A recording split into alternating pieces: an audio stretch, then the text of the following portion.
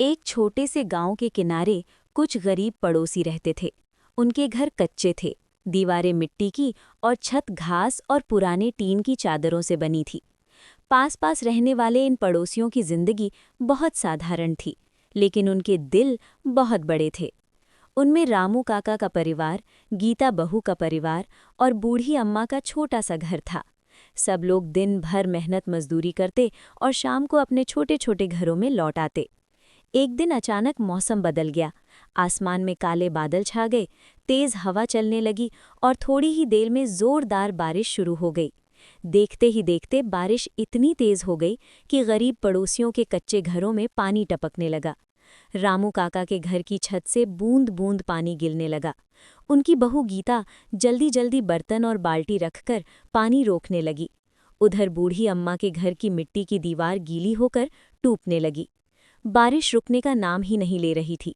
ठंडी हवा चल रही थी और पूरा गांव ठंड से कांप रहा था।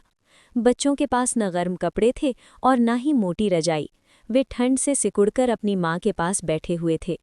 गीता बहू ने जल्दी से चूल्हा जलाने की कोशिश की, लेकिन गीली लकड़ियों की वजह से चूल्हा बार बार बुझ जाता। तब रामू काका ने अपने घर की पुरानी सूखी लकड़ियां लाकर दी।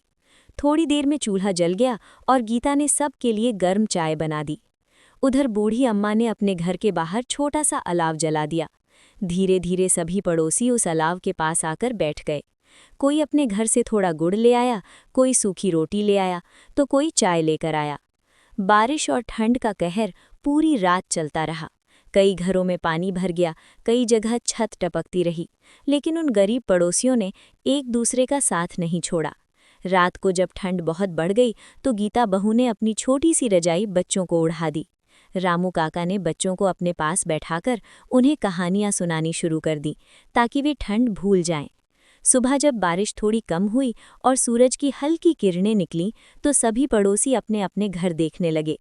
कहीं छत टूट गई थी, कहीं दीवार गिर गई थी। तब रामू काका ने कहा, हम गरीब जरूर हैं, लेकिन अगर हम सब मिलकर काम करेंगे तो अपने घर फिर से ठीक कर लेंगे। बस फिर क्या था, सभी पड़ोसी मिलकर काम में लग गए। कोई मिट्टी लाने लगा, कोई घास और टीन ठीक करने लगा। कुछ ही समय में सबके घर पहले से बेहतर बन गए। उस दिन गांव के गरीब पड़ोसियों को एक बात अच्छी तरह समझ आ गई।